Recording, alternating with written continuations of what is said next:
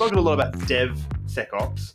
So this is a fairly new term, right? We love acronyms in security, and sometimes acronyms get thrown around by marketing companies to try and make it up. But what, in your perspective, what is DevSecOps? I look at DevSecOps two ways. The first way is if you have an enterprise that has already made moves into DevOps, bringing their development teams and operation teams together and breaking down those silos, it's bringing security into that DevOps lifecycle and processes.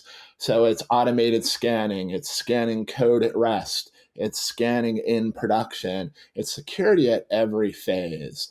It was a part of the DevOps discussion that was missing in the early days, unfortunately. If you look, the second way I look at it is for companies that are moving from traditional waterfall software development lifecycle or ad hoc life cycles they built themselves. It's moving to a more iterative lifecycle, following DevOps principles and putting in security at each step of that process to ensure that they're releasing secure and compliant software on a regular cadence. Right, so it's kind of an evolution of DevOps. The conversations I've been privy to along the way, first of all, to take a step back, I see that DevSecOps is going to subsume the DevOps conversation entirely in the next couple of years.